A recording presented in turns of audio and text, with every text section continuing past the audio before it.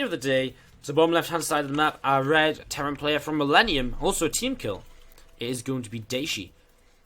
One of these players who seems to be very on and off. You know, one day he looks fantastic, the next day he's like, well, you know, what happened, sort of. Has been doing better and better lately, though, in Legacy of the Void especially. I would like to say that, well, actually, I mean, yeah, he did quite good at the Winter Championship too, right? I actually had him pinned to beat Petit Drogo in the round of 60, in the round of 32. No one else really thought he would. And he did, and I was like, told you guys. And I told everyone he's going to be Pult. Everyone laughed at me, and then they were correct. He did get destroyed by Pult. It was very close in game 1, I remember, but Pult is a little bit too good at crafting the comeback in the TvT. To the upper right-hand side of the map, our blue Terran player from Millennium as well in this team kill. It is going to be MarineLorD as we get started on Dusk Towers for game number 1 of this best of 3 series. Nice standard map, and wow, I love this map for TvT. So much positional based play going to come in with the Marine tank. So much kind of action happening, and so much about keeping an eye on where your opponent's army is at all times, and always responding to movements of your opponent, who then has to respond to your movements as well. Opportunities to drop into bases, and just going to be all, you know, it's just going to be a crazy one if we get into that middle stage of the game. And so far we do just see Rax, Rax gas for both players, but it's a Reaper expand from MarineLorD, while Dayshi has actually gone gas first into second gas. So he's also going to go for a Reaper, but it's going to be a fast factory follow-up, and looks as though he wants to go into some Reaper Hellion to get started here in his journey in this best of 3. So we'll see how this goes. Reaper Hellion can be alright on this map, actually. I mean, you think it's like one of these, you know, naturally if you look at Dusk Towers in general, you think it's not an easy map to be aggressive on, because the, you know, the ramp's very narrow, defends the main natural, but there is ledges you can use, and if you jump the Reapers up, you know, one direction, and the Hellions come up the ramp as well, you can kill a lot more than people think, so Reaper Hellion can be very effective on this map. As we are going to see, the first Reaper for Dayshi just sat over here, and MarineLorD also going to back away with his first Reaper, just keeping this pin back and defensive for now. You're going to see the depot on the way in the back of this as Starport starts up from Dayshi. Now, one of the interesting things for me is always when we see Reaper Hellion, how exactly do these players decide to follow this up? Do we see a Cloak Banshee straight away? Do we see the Liberator choice? Do we see the option to go into a Medevac? There's a lot of different ways you can do this. And on this map, maybe Medevac isn't the best of choices. It could do something. You can definitely get those Hellions and Reapers dropped in, but is it better than, say, a Banshee, which has a lot of space to hide in the corner here? It has a lot of space around this kind of main-based mineral line to work with. It's actually going to be a Liberator, which is also very good here on Dusk Towers. And a lot of people kind of say Liberator's kind of got a lot of controversy about it in TvT, because a lot of people I know would like to say that the Liberator doesn't do very much in TvT, because if a Viking's out and the Liberator sieged, I mean, the Liberator's just going to die, right? But at the same time, I feel as though if you can distract at the front and pull units away, then Liberator can get a lot of damage done as well. As we're going to see, well, Dayshi not having the best of luck so far with this Reaper Hellion. He has just been turned away 2 times now. I actually think he's lost, what, 2 units? 2 Reapers, yeah, so he's lost 2 Reapers already, and has not been a good start for him. Of course, he does want to try and get some damage done with this, because MarineLorD's already got an expansion up, finished, and morphed into an orbital, whereas Dayshi only just now starting to build a CC, will be behind in terms of economy if he doesn't find some damage here in the next few minutes. But look at this, the Viking already in a very good position to shut down this Liberator. As the Liberator comes in and sieges, what we're probably going to have to see is that Dayshi probably just has to try and pull this away ASAP, and hopefully get it away before the Viking is able to kind of kill it off. Maybe he just commits to it. As we see him coming in here, immediately MarineLorD pulls back, and actually not a single worker killed already, as at the same time Reaper's going to run into the natural, try and get some damage done. Hellions on the low ground might try and run in too, as the Reapers don't actually really get anything done over there. Hellions don't move forwards either. Viking kills the Liberator, and Dayshi does absolutely nothing here on Dusk Towers in the very early stages of the game. So it definitely will be MarineLorD in the advantage now. Dayshi going to take a very fast third CC behind this. This is going to be his comeback mechanism. He's going to be looking to drop this third CC, and just looking to try and find his way back in that worker count. As we do see a Medevac follow-up, so he will drop into this main base. And well, the thing is with SCVs, they have that little bit more health, so it does take 4 hits from Hellions to kill an SCV instead of 3 for drones and 3 for probes. And so 3 Hellions are not as effective in TvT as they are in other matchups. And the Viking now going to come in and chase that Medevac as well. It isn't going to go down, especially with a boost coming back available very shortly. but it does just stop these Hellions from coming back in the next couple of moments. And again, MarineLorD really solidifying his position here in the early stages. Obviously, Dayshi does have that third CC though, and again, if MarineLorD doesn't take his own third CC soon, we can definitely see Dayshi finding a way back into this game. As we're going to see him going into a couple of Vikings, reactoring those out. He's got a second tank about to pop, and we might see a couple of medevacs after this as well, as a way to kind of harass across the map with kind of some tanks and so on too. So let's see what Dayshi wants to go for. We'll see if he does just want to try and continue holding the sky control, the air control. Viking here from MarineLorD will push that medevac away. MarineLorD 2 actually into these reacted medevacs. He's going to have that set to ready to go for himself very soon. He's also already got 2 Vikings up, so if he does just siege these tanks, lift them up and go across, he will be able to support, as he's actually going to go into, he's actually just going to drop everything instead of just the tanks, and kind of harassing and using the Vikings to kind of get the extra vision range and picking away at, you know, buildings and depots at the front. He's actually going to be looking to drop everything here at the same time, then siege the tanks up, and just hope that that marine support gives him a little bit extra. He is about 10 supply up, going in towards this engagement, and a bit of supply for Dayshi is kind of out on the map, not really doing very much at all. But he has 2 tanks sieged up, and he's got tanks sieged up in very good locations. There's very little space here for MarineLorD to really drop in and work with, which Dayshi does not have covered. He's also got a medevac to move the tanks around very quickly as well. However, look at that. MarineLorD is going to not go for the third, but he's going to go straight into the main. Vikings will come in, though. The Vikings will shut down the medevacs, which is something at least, although not if they run over the top of Marines. As Dayshi has to pull away, he's getting a little bit choked up by his own supply. He cancels one of those there. As then tank's going to try and come into position to defend. He loses the refinery already, as he's just going to start moving forwards into this. One tank sieging, the other one staying unsieged. That one in the front going to get taken down so quickly as the Vikings coming in and helping out. And it looks as though we'll see the Vikings land as well. Tank will just be saved here, as Dayshi will clean up without too much of an issue in the end. But I mean, I say without too much of an issue. It did take him a little while. He did lose a refinery over here. It was not ideal, as we see this SCV from Dayshi just repairing up a siege tank. And well, more and more Marines popping out here every few moments. Vikings from MarineLorD are going to be coming across the map. 5 of them now, and that actually is a significant lead in the skies. He's actually got a 6th one as well, which isn't on the screen. It's about to join in from the top left corner. There it is, just starting to come in here. So 6 Vikings coming across the map, and well, this is dangerous too, because I mean, you fly around with the Vikings, and you pick off a Viking of your opponent, a medevac of your opponent, when there's very little anti-air up for them. It's just going to be so frustrating. These Vikings could even, maybe if they wanted to, just sort of land and maybe harass a little bit. You actually see the Viking over here landing, just harassing. Tank actually going to unsiege and come forwards, but he's actually going to pick off what, like, if he target fired, he would have got an SCV, but he doesn't. You're going to see the Cyclone at the front will go down. MarineLorD not getting very much done with this at the same time. Cyclone isn't the most important of units at this stage of the game any longer. Cyclone is something which is, it's nice to have, but to defend early on. But as the game goes on, I mean, it's not going to stop a doom drop. It may stop a single drop, but I mean, you know, as the game goes on, it just becomes less and less effective. So we do see them tanks coming across now, and in these medevacs with them Vikings overhead, he can get that extra vision, and that does help a lot in terms of attacking and just harassing around the map. He's already picked away at a few kind of, you know, Marines here and there, as we're going to see a Viking get sniped down as well. Actually, MarineLorD does lose a Viking of his own, as he wants to sort of push into this position. As you're going to see another Viking taking some damage here. Does have to turn away. A couple of tanks on the low ground from MarineLorD just pushing these units back. Dayshi will siege up once again and look to see what he can get done. Phoenix42, thank you very much for your 2-month resub. Thank you very, very much. Appreciate the continued support. Some SHI hearts in the chat, please, from you subs for Phoenix42 and his 2-month resub, as we see these Vikings looking to sort of camp out over the starport now, and Dayshi really feeling as though he's in a bit of trouble right now.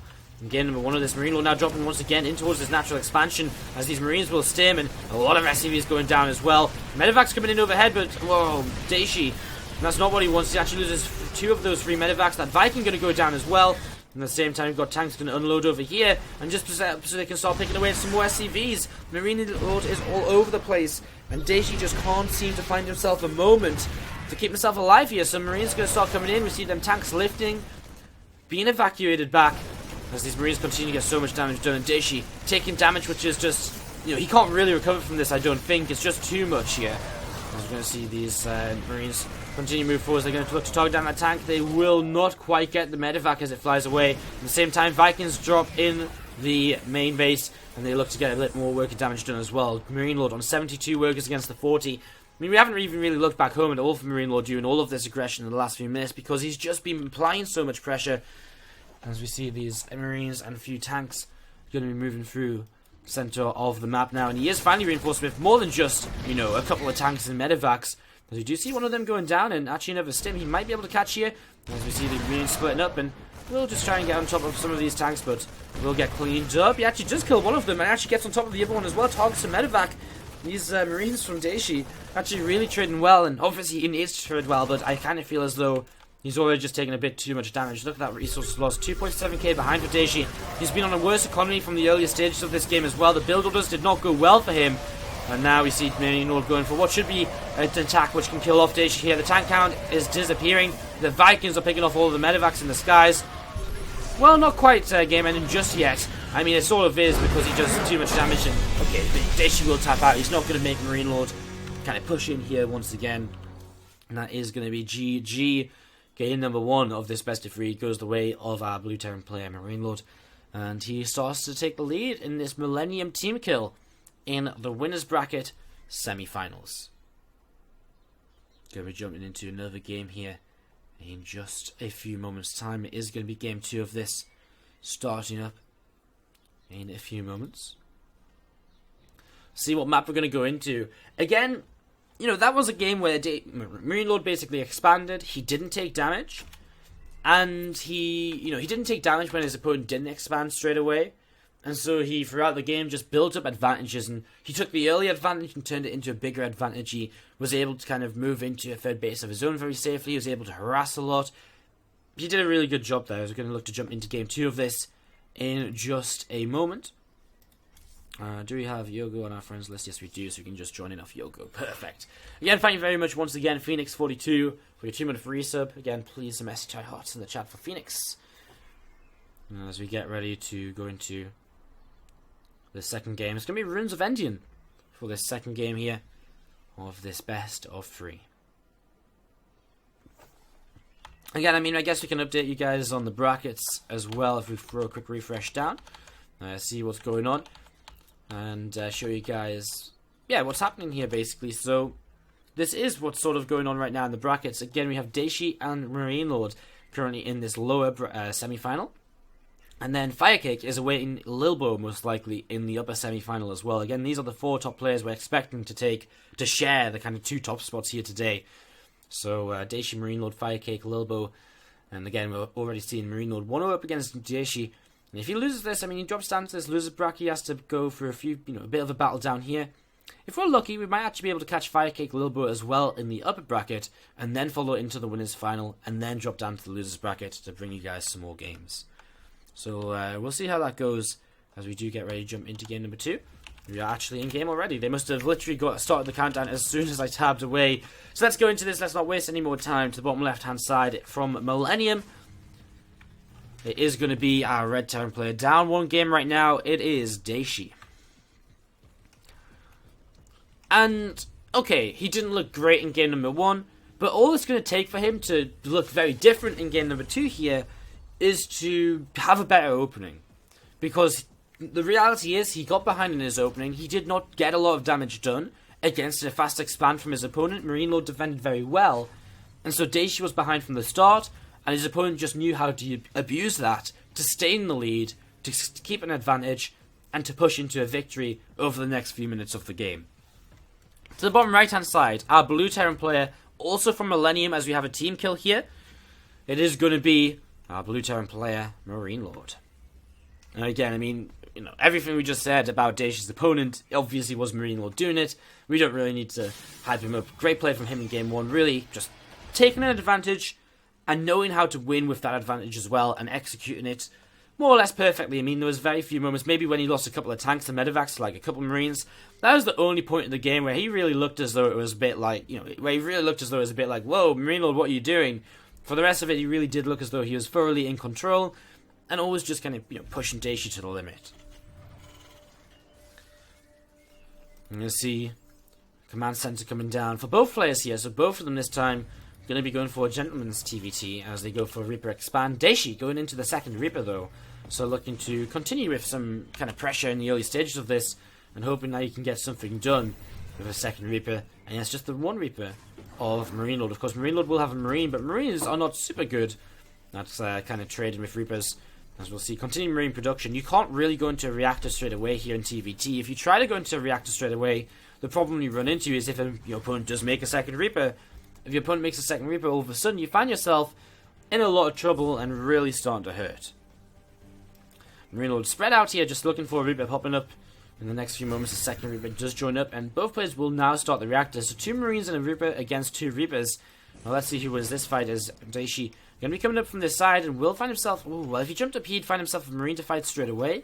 Is it a right ramp? And okay, MarineLorD brings everything together now as Dayshi does not have high ground vision, and that doesn't help him at all as he loses 1 Reaper in this early engagement. Now the fast factory of Dayshi is coming in, but of course it's an even faster factory from MarineLorD because he did not spend that extra 50 gas on a Reaper. He spent that extra 50 gas on a faster factory. So that's worth keeping in mind as we do see a little bit of a trade continue over here. Dayshi actually running away, and it looks as though he's a little bit cornered with this Reaper, but lots of ways out on Ruins of Endian, and he will be able to get away. Pulling off and away now down to the left hand side and the bottom side of the map. Very early on in this game. Perfect. Now, MarineLorD has gone into a very fast third command center, and this is a very fast third command center. I mean, we talk about fast 3CC in TvT, we say it's a viable build a lot of the time. This is even just a little bit faster than that, as we see this Reaper actually coming in, picking off two workers here. Really nice trade from MarineLorD, as he will lose this Reaper, but still picking off a couple of workers, delays the starport momentarily, and sees the sort of setup here in terms of add-ons. He sees reactor on the barracks still, sees the tech lab on the factory, knows that's either going to be an early tank or a cyclone. I mean, again, MarineLorD, all he has to do is probably focus on siege tank production and Viking production. If you can control the skies and have a good ground force to go with it, in the form of siege tanks, then he should be very safe on this free base, and he should be able to really build himself up into a very powerful, very powerful setup. Basically, he should be able to build himself up into a setup where he's got a very, he's going to have this, a very strong economy early on in the game. And as these Marines just going to be joining up together, a Reaper and a Cyclone out here, actually going to be a bit cornered down to this bottom left side. Grenade will come in for a few of those Marines away. It's going to be difficult, though. The Cyclone definitely not going to get out of this situation now. Really just trying to back out as far as he can. He may have another grenade coming in. He'll try and just maximize the Marines he kills with this. There isn't too much at the same time, though. The Marines are out of position to deal with this drop in the main, so Dayshi will start getting some damage done. Viking being targeted. And well, this medevac has had to back away. Now he comes back in, he can start healing again, he'll lift up, as then Vikings are down on the ground. Dayshi doesn't really get very much done here, and again, he's failing to do damage against what is a very quick, economy-focused build out of MarineLorD, with this third CC already set up, and now actually moving into location on the right-hand side third base, which is just a little bit north of the natural. We're going to see factory and the starport set up here from Dayshi. He's going into couple of Vikings and really looking to control the skies this time around, something he was not able to do last time. If you can control the skies again, the potential to go into the kind of medevac Viking, medevac tank, tank vac and Viking combination can get a lot of damage done. So let's see what happens, but MarineLorD's not giving this up easily. He's going into his own 2 medevacs now, obviously with a very similar idea of going kind of Viking tank vac, and he's already on 3 Vikings, so he's actually ahead in the Viking count already. So again, MarineLorD really holding advantages right now. We see the third CC on the way up from Dayshi, so far away though. It's being built so far away from this third base. Unless he really has some weird plans to try and take the gold base or so. As man, these Vikings coming in, and MarineLorD trades 1 for 2. And that is of course a great trade from MarineLorD's perspective. Very happy with that. As these Vikings will be just now backing off a little bit. And again, MarineLorD just picking away and getting himself some small advantages here in the start of this series, or start of this game, I guess now, not series. And of course, if he does take the 2-0, he'll go into that winners bracket final, which will be a best of 5. Again, these French players have actually played against each other so much recently. Last weekend, Easter weekend, we saw them playing in a game as Assembly. MarineLorD wasn't there, but Lilbo, Firecake, and Dayshi were. We also saw them all playing in Top Dogs as well in the last few days. That was a French tournament too, where a bunch of them played against each other as well.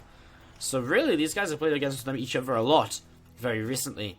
And that does make things very interesting when it comes to kind of what build orders you use, especially if you played someone in the past already. How exactly do you prepare against them? And a lot of mind games will be coming into play throughout the day here, I am sure. As we're still, in a way, just getting started. I mean, we're still in the winners bracket. just this winners bracket semi-final. We have a losers bracket to go through as well, guys. So plenty more action coming your way still from today's WCS Spring Championship French qualifiers. Vikings going to come in. We're going to deny this third base from getting in position as actually these tanks sieging up and getting some good damage done here. One of them getting left behind though, as Medevac takes a bit of damage to load now. As his Medevac trying to move forwards, it goes into the Vikings though, and that's a little bit suicidal. The Marines are chasing, and Dayshi actually takes for once, finally, a bit of a good trade. Finally shutting down some of these units and finally breaking a bit of the momentum away from MarineLorD now. He also has his third base setting up, beginning to mine. Mules dropping down over here.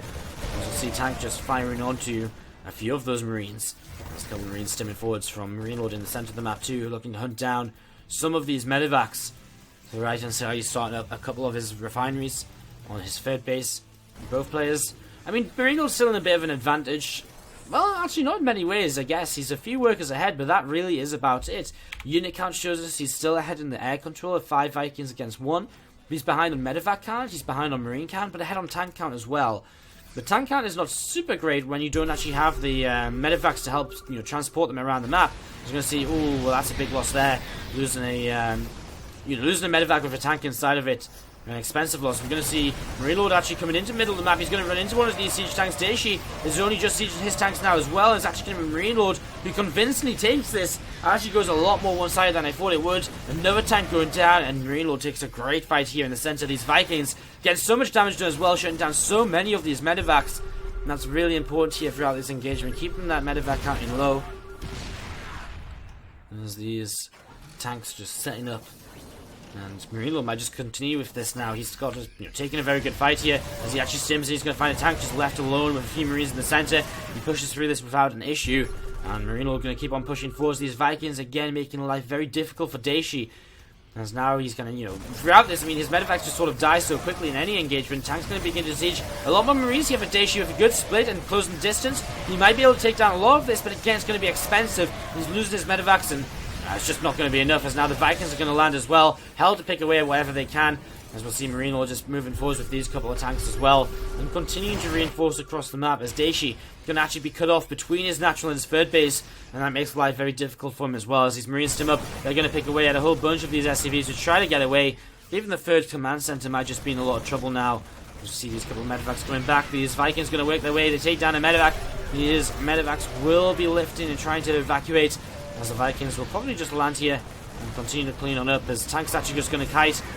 Well, actually the Vikings are just going to kind of die in the skies. One of them just try to land, and Dayshi just pushed this away to some extent, but at the same time he's lost a bunch of workers up to his third base, and his third base being targeted down now as well, as Marines stim in.